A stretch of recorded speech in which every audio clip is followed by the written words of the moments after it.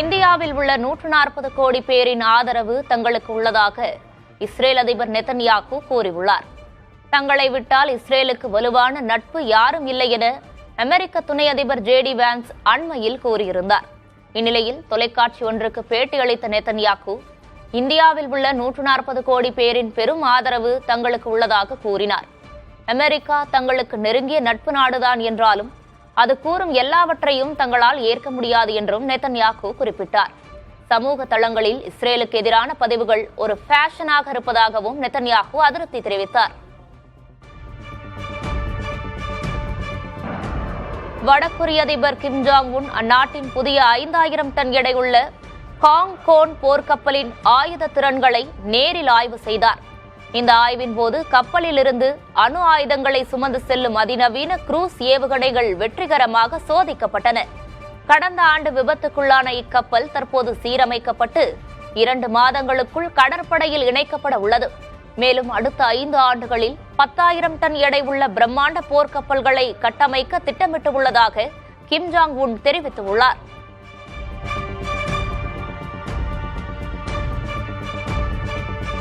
அமெரிக்க வரலாற்றில் முதன்முறையாக பதவியில் இருக்கும் அதிபரின் கையெழுத்துடன் புதிய $100 நோட்டின் படத்தை அதிபர் டொனால்டு டிரம்ப் வெளியிட்டுள்ளார். அமெரிக்க சுதந்திரத்தின் 250வது ஆண்டு விழாவை குறிக்கும் வகையில் இந்த புதிய நோட்டுகள் வடிவமைக்கப்பட்டுள்ளன. இதில் அதிபர் டிரம்ப் மற்றும் கருவூல செயலர் ஸ்காட் பெசன்ட் ஆகியோரின் கையெழுத்துகள் இடம்பெற்றுள்ளன.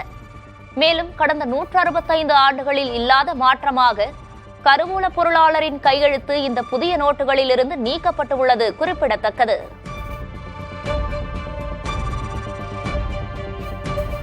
அமெரிக்க முன்னாள் அதிபர் பராக் ஒபாமா மற்றும் அவரது மனைவி மிஷல் ஒபாமா ஆகியோரின் போலி படம் ஒன்றை அதிபர் டிரம்ப் தனது சமூக ஊடக பக்கத்தில் பகிர்ந்துள்ளார். அதில் சுவரெழுத்து சித்திரங்கள் வரையப்பட்ட ஏர்போர்ஸ் 1 விமானத்தின் முன்பு ஒபாமா தம்பதி நிற்பது போல் சித்தரிக்கப்பட்டுள்ளது. ஒபாமா தம்பதியையும் கருப்பின மக்களையும் அந்த சுவரெழுத்து சித்திரம் இழிவுபடுத்துவதாக விமர்சனங்கள் எழுந்துள்ளன. சில மாதங்களுக்கு முன்பு ஒபாமா தம்பதியை காட்டில் வசிப்பவர்களாக சித்தரிக்கும் படத்தை பகிர்ந்திருந்தார். கடும் எதிர்ப்பின் காரணமாக அதை நீக்கினார். சீனா நீண்ட தூர ஏவுகணையை தெற்கு பசிபிக் கடல் பகுதியில் ஏவி பரிசோதித்துள்ளது. அணுசக்தியில் இயங்கும் நீர்மூழ்கி கப்பலிலிருந்து இச்சோதனை நடைபெற்றது. இது ஆண்டுதோறும் நடத்தப்படும் சோதனைதான் என்றும் சர்வதேச விதிகளுக்கு உட்பட்டு இச்சோதனை நடத்தப்பட்டதாகவும் சீன அரசு செய்தி நிறுவனமான ஜின்ஹுவா தெரிவித்துள்ளது. எனினும் இச்சோதனை அணு ஆயுதங்கள் தடை செய்யப்பட்ட பகுதியில் நடந்ததாக நியூசிலாந்தும் ஆஸ்திரேலியாவும் குற்றஞ்சாட்டியுள்ளன.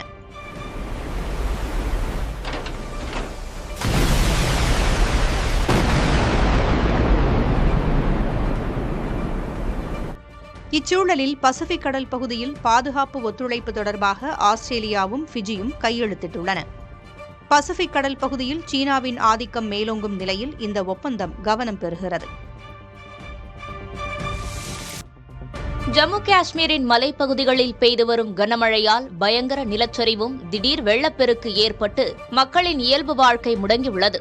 அங்குள்ள கிஷ்த்வார் மாவட்டத்தில் அமைந்துள்ள நீர்மின் திட்ட பகுதியில் ஏற்பட்ட நிலச்சரிவில் சிக்கி பல வாகனங்கள் மண்ணில் புதைந்து பலத்த சேதமடைந்தன. மறுபுறம் தோடா மாவட்டத்தின் பிரேம்நகர் பகுதியில் ஏற்பட்ட பெரும் மண் சரிவு காரணமாக கிஷ்த்வார் தோடா இடையிலான முக்கிய தேசிய நெடுஞ்சாலை முற்றிலும் மூடப்பட்டு போக்குவரத்து துண்டிக்கப்பட்டுள்ளது. மீட்பு குழுவினர் எந்திரங்கள் மூலம் மண்ணை அகற்றி வரும் நிலையில் நிலைமை சீராகும் வரை பொதுமக்கள் மற்றும் யாத்ரீகர்கள் யாரும் இந்த வழித்தடங்களில் பயணிக்க வேண்டாம் என மாவட்ட நிர்வாகம் எச்சரித்துள்ளது. உத்தரகண்ட் மாநிலத்தில் பெய்து வரும் கனமழையால் அலக்நந்தா மந்தாகினி ஆறுகளில் நீர்வரத்து அதிகரித்துள்ளது. சமோலி ருத்ரப்பிரயாக் மாவட்டங்களில் கடந்த சில நாட்களாக கனமழை பெய்து வருகிறது. இதனால் அங்குள்ள ஆறுகளில் வெள்ளம் பெருக்கெடுத்துள்ளது. தாழ்வான பகுதிகளில் வசிக்கும் மக்கள் பாதுகாப்பாக இருக்க அறிவுறுத்தப்பட்டுள்ளது. மோசமான வானிலை நிலவுவதால் சுற்றுலா பயணிகள் தேவையற்ற பயணத்தை தவிர்க்க கேட்டுக் கொள்ளப்பட்டுள்ளனர்.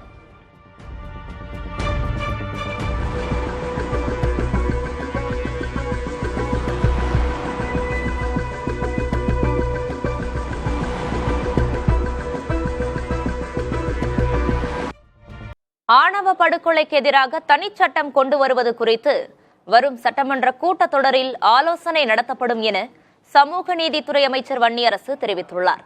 பல்வேறு விவகாரங்கள் தொடர்பாக அவருடன் நமது செய்தியாளர் ரமேஷ் நடத்திய கலந்துரையாடலை தற்போது காணலாம். விடுதலை சிறுத்தையாக இருக்கிறது தான் முக்கியம், அமைச்சர் பொறுப்பை தாண்டி அதுதான் எனக்கு முக்கியம் என்று சொன்னீங்க. எதனால் அந்த ஒரு கருத்து மேலோங்கி வந்தது? கடந்த 4 நூற்றாண்டுக்கு மேலே இந்த களத்தில், இந்த மண்ணில் தலித்துகளுடைய விடுதலைக்காக, உரிமைகளுக்காக, தமிழர்களுடைய உரிமைகளுக்காக, இப்போ ஈழ விடுதலை போராட்டமாக இருக்கட்டும், அல்லது முல்லை பெரியார் பிரச்சனையாக இருக்கட்டும், அல்லது கூடங்குளம் மண் உலை எதிர்ப்பாக இருக்கட்டும், எல்லா பிரச்சனையிலையும் விடுதலை சிறுத்தைகள் அந்த களத்தில் மற்றவர்களை விட நாங்கள் முன்களத்தில் நின்று போராடியவர்கள். ஆகவே இன்றைக்கு எம்எல்ஏ, எம்பி, அமைச்சர் இதெல்லாம் தாண்டி விடுதலை சிறுத்தைகள் அப்படிங்கிறது ஒரு சமூகத்தில் ஒரு அங்கீகாரம், ஒரு பெருமைக்குரிய, இன்னும் கொஞ்சம் கூடுதலாக சொல்லணும்னா அது ஒரு கர்வத்துக்குரியதாக தான் இன்றைக்கி மாற்றியிருக்கிறோம். அதை அந்த அடிப்படையில் சொல்கிறேன். நான் அமைச்சராக இருக்கிறேங்கிறத தாண்டி எனக்கு விடுதலை சிறுத்தை அப்படிங்கிறது தான் எனக்கு அது அமைச்சரை விட எனக்கு விடுதலை சிறுத்தை அப்படின்னு சொல்கிறதுல தான் எனக்கு பெருமை. வட அமெரிக்க தமிழ் சங்க நிகழ்ச்சியில் அண்ணாமலை பேசும்போது தமிழர்களை சிறிய வட்டத்திற்குள்ள, இஸ்லாமியர்கள், கிறிஸ்துவர்கள் என்று சிறிய வட்டத்திற்குள்ளாலும் தமிழர் வட்டம் என்று பாருங்கள் என்ற ஒரு கருத்தை அவர் செக்குலரிசம் நோக்கி முன்னேறி வருகிறார். இது உங்களுக்கு போட்டியாக இருக்குமா? தமிழர் அப்படின்னு பேசினாலே அதை பிரிவினைவாதம் சொன்னவர் தான் மரியாதைக்குரிய அண்ணாமலை அவர்கள். நான் கர்நாடகா சேர்ந்தவன் என்று சொல்வதை நான் பெருமை கொள்கிறேன் என்று சொன்னவர் தான் மரியாதைக்குரிய அண்ணாமலை அவர்கள். தமிழ்நாட்டில் மதவெறியை ஊட்டுகின்ற வகையில் மிக மோசமாக தன்னுடைய அரசியலை முன்னெடுத்தவர் அண்ணாமலை அவர்கள். பாரதிய ஜனதா கட்சியினுடைய உத்திகளில் இன்னைக்கு மதம் குறித்து, மதவாதம் குறித்து அந்த ஐடென்டிட்டியோட தமிழ்நாட்டில் எதுவுமே வெல்ல முடியாது, எதுவும் ஜெயிக்க முடியாது அப்படிங்கிறத தெரிஞ்சுக்கிட்டதுனால இன்னொரு வகையில் அண்ணாமலையை உள்ளே கொண்டு வேற ஒரு வழியில், அல்லது மாறுவேடம் போட்டுட்டு, நீங்கள் வடிவேல் ஒரு படத்தில் சொல்லுவார்ல, எல்லாத்தையும் நீ சொன்னப்ப ஆனால் கொண்டையை மறைக்கலன்னு சொல்லி சொல்லுவார்ல, அப்படி இன்னமும் அவர் கொண்டையை மறைக்க முடியாமல் தான் அவர் இருக்கிறாரு. இது எல்லாமே பாரதிய ஜனதா கட்சியினுடைய ஒரு உத்தி. அந்த உத்திகளில் ஒன்றுதான் அண்ணாமலை இப்படி பேச வைத்திருக்கிறார். மதச்சார்பின்மை பேசுறது, தமிழர் அப்படிங்கிறது பேசுறது, தமிழ்நாட்டில் அதுதான் இனி எடுபடும் அப்படிங்கிறத அவர் புரிந்து கொண்டார். ஆணவ படுகொலைக்கு எதிரான சட்ட மசோதா வரக்கூடிய காலங்களில் தமிழக சட்டமன்றத்தில் இருக்குமா? இது குறித்து நான் தனியாகவும் மாண்புமிகு முதல்வர் அவர்களிடம் நான் பேசியிருக்கிறேன். அது தனியாகவும் கொடுத்துருக்குறோம். ஆகவே கட்டாயம் இது குறித்து இந்த கூட்டத்தொடரில் கட்டாயம் கலந்து ஆலோசிக்கப்படும். அதில் எந்த மாற்று கருத்தும் இல்லை. முன்னாள் நீதியரசர் KN பாட்ஷா அவருடைய தலைமையில் ஒரு குழு போடப்பட்டது. அந்த குழுனுடைய அறிக்கையை, அந்த பரிந்துரையை பெற்றுக்கொண்டு கட்டாயம் விவாதிப்போம். நீலகிரி மாவட்டம் உதகையில் வசித்து வரும் திபெத்திய மக்கள் தங்களின் புனிதராக கருதப்படும் தலாய் லாமாவின் 91வது பிறந்த நாளை கோலாகலமாக கொண்டாடினர். பாரம்பரிய ஆடைகள் அணிந்து அங்குள்ள திருமண மண்டபத்தில் கேக் வெட்டி கொண்டாடினர். அகிம்சை, சமாதானம் மற்றும் மத நல்லிணக்கத்தை வலியுறுத்தி கலை நிகழ்ச்சிகளையும் நடத்தினர்.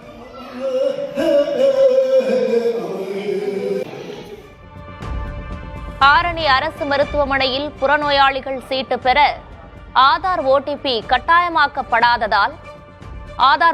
கட்டாயமாக்கப்பட்டதால் நோயாளிகள் அவதியடைந்துள்ளனர். முதியவர்கள் மற்றும் செல்போன் இல்லாத 500க்கும் மேற்பட்ட பொதுமக்கள் 3 மணி நேரமாக மருத்துவ உதவி கிடைக்காமல் அவதிக்குள்ளாகினர். சிலர் சிகிச்சை பெற முடியாமல் தனியார் மருத்துவமனைகளை நாடிய நிலையில் இந்த நடைமுறைக்கு மாற்று ஏற்பாடு செய்ய வேண்டும் என பொதுமக்கள் கோரிக்கை விடுத்துள்ளனர். வைத்தியம் பார்க்கறதுக்கு ஆதார் கார்டு கேட்கறாங்க. ஆதார் கார்டுல ஓடிபி கேட்கறாங்க. ஓடிபி கேட்டாதான் நாங்க பாத்தீங்கன்னு சொன்னா ஓபி சீட்டு தருவோம்னு சொல்றாங்க. ஓபி சீட்டு இல்லாம நாங்க போய் எங்க போய் வைத்தியம் பார்க்கறது, யாரை பார்க்கறது, யார்கிட்ட கேட்கறது எதுவுமே தெரியல. திருவள்ளூர் மாவட்டம் பெரியபாளையம் அருகே அமோனியா வாயு கசிந்து 18 தொழிலாளர்கள் உயிரிழந்த தனியார் தொழிற்சாலையில் எஞ்சிய நச்சுவாயுவை அகற்றுவதற்கான பணி 4வது நாளாக செவ்வாயன்றும் தொடரவுள்ளது. பைப்லைன்களில் உள்ள அமோனியாவை சல்பியூரிக் ஆசிட் மூலம் தூய்மைப்படுத்தும் பணி முடிந்தவுடன் ஆலைக்கு சீல் வைக்கப்படும் என்று அதிகாரிகள் தரப்பில் தெரிவிக்கப்பட்டுள்ளது.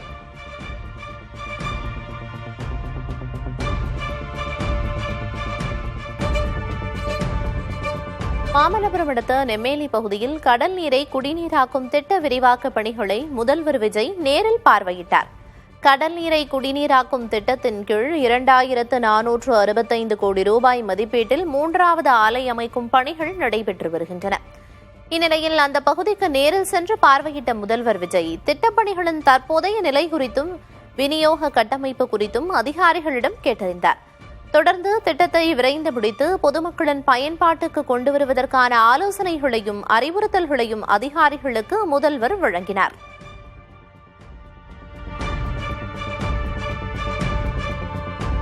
சென்னை ராயப்பேட்டையில் உள்ள அதிமுக தலைமை அலுவலகத்தில் பொதுச் செயலர் எடப்பாடி பழனிசாமி தலைமையில் தஞ்சாவூர் மாவட்ட நிர்வாகிகளுடனான ஆலோசனைக் கூட்டம் நடைபெற்றது. அதில் பேசிய கும்பகோணம் பகுதி செயலர் பத்மகுமரேசன், டெல்டா பகுதியை வலுப்படுத்த டிடிவி தினகரனை மீண்டும் அதிமுகவில் இணைக்க வேண்டும் என வலியுறுத்தினார். பொதுவாக தினகரன் அல்லது சசிகலா பெயரை சொன்னாலே கோபமடையும் எடப்பாடி பழனிசாமி இம்முறை சாதுவாக குறுக்கிட்டு அவர் இன்னொரு கட்சியின் பொதுச் செயலாளராக இருக்கிறார், எப்படி இங்கு வருவார் என்று பதிலளித்தார். எடப்பாடி பழனிசாமியின் இந்த மனமாற்றம் அங்கிருந்த நிர்வாகிகள் மத்தியில் வரவேற்பையும் வியப்பையும் ஒரு சேர ஏற்படுத்தியுள்ளது.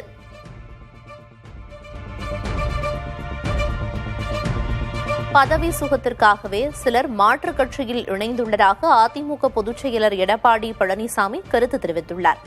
சென்னை ராயப்பேட்டையில் உள்ள அதிமுக தலைமை அலுவலகத்தில் அக்கட்சியின் தஞ்சாவூர் மாவட்ட நிர்வாகிகளுடனான ஆலோசனைக் கூட்டம் நடைபெற்றது. இதில் பேசிய எடப்பாடி பழனிசாமி பதவி சுகத்திற்காகவும் பணத்தை காப்பாற்றிக் கொள்வதற்காகவுமே சிலர் மாற்றுக் கட்சிக்கு சென்றுள்ளதாகவும் அவர்கள் யாரும் கட்சியின் உண்மையான விசுவாசிகள் அல்ல எனவும் சாடினார். மேலும் கவர்ச்சிகரமான மாயையை நம்பி வாக்களித்த மக்கள் தற்போது ஏமாற்றத்தை உணர்ந்துவிட்டதாக குறிப்பிட்ட அவர் அதிமுக பீனிக்ஸ் பறவை போல மீண்டும் வெகுண்டெழுந்து ஆட்சிக் கட்டிலில் அமரும் என நம்பிக்கை தெரிவித்துள்ளார்.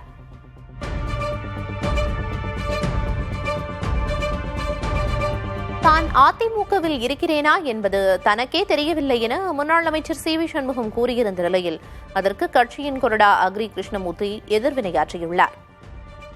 திருவண்ணாமலையில் பேட்டியளித்த அவர் இடைத்தேர்தல்களில் அதிமுக வெற்றி பெறும் எனவும் நம்பிக்கை தெரிவித்தார். இடைத்தேர்தலில் அண்ணன் பொதுச் செயலாளர் அவர்கள் அனைத்து இந்திய அண்ணா திராவிட முன்னேற்ற கழகம் போட்டியிடும் என்று அறிவித்து அதற்கான பணிகளை தொடங்க வேண்டும் என்று சொன்னால் நிச்சயமாக நடைபெற இருக்கின்ற அனைத்து இடைத்தேர்தல்களிலும் அனைத்து இந்திய அண்ணா திராவிட முன்னேற்ற கழகம் உறுதியான வெற்றியை தரும் என்பதை இந்த நேரத்தில் உறுதியோடு தெரிவித்துக் கொள்கிறேன். திரு சி.வி. சண்முகம் அவர்கள் நிதானத்திலே இருந்திருந்தால் அது போன்ற கருத்துக்களை சொல்லியிருக்க மாட்டார். அண்ணன் எடப்பாடி அவர்கள் அனைவருக்கும் சம மரியாதை தந்து கொண்டிருக்கிறார். பதவி வேண்டும் என்று சொன்னார்கள், உரிய பதவிகளை அண்ணன் எடப்பாடி அவர்கள் அவர்களுக்கு வழங்கினார்கள். தாவேக்காவில் இணையும் ஊழல் குற்றச்சாட்டுகளுக்கு ஆளானவர்களை தூய சக்தி என தாங்கள் கூறவில்லை என காங்கிரஸ் மாநில தலைவர் மாணிக்கம் தாக்கூர் தெரிவித்துள்ளார். முன்னதாக மாணிக்கம் தாக்கூர் தலைமையில் தமிழக காங்கிரசின் முதல் செயற்குழு கூட்டம் நடைபெற்றது. இதன் பின்னர் பேட்டியளித்த காங்கிரஸ் நிர்வாகிகள் முன்னாள் முதல்வர் காமராஜரின் பிறந்தநாளையொட்டி லஞ்சத்திற்கு எதிரான விழிப்புணர்வு இயக்கத்தை முன்னெடுக்கவிருப்பதாக தெரிவித்தனர். இதெல்லாம் நீதிமன்ற பிரச்சனைகள் சொல்லிக்கிட்டு இருக்கிய, நீதிமன்றத்துக்கு போயிருக்குன்னு சொல்றிய, அதனால நீதிமன்றம் அதை பத்தி ஏதாவது சொன்னிச்சுன்னா அதை பத்தி பேசுவோம். நாங்க தூய்மைன்னு சொன்னோமா? நீங்க ஒன்றை மட்டும் புரிஞ்சுக்கிறோம், இதை பொறுத்த வரைக்கும் இது மாதிரி விஷயங்கள் யாரு எந்த கட்சியில சேர்றாங்கிறதுலாம் அந்தந்த கட்சிகள் முடிவு செய்ய வேண்டியது. நாங்க கூட்டணியில் இருக்கோம், கூட்டணி கட்சிகளா இருக்கோம். எங்களை பொறுத்த மட்டும் எங்களுடைய மாண்புமிகு அமைச்சர் இங்கே உட்கார்ந்துருக்காரு. நாங்க எப்பொழுதுமே கூட்டணியில ரொம்ப மாண்போடு நடக்கிற கட்சி. நாங்க மற்றவங்க மாதிரி வெளியில பேசுறவங்க கிடையாது. எங்கே சொல்லணுமோ இடம் பொருள் ஏவல் பார்த்து நடக்கிறது தான் காங்கிரஸ் கட்சி கூட்டணியில.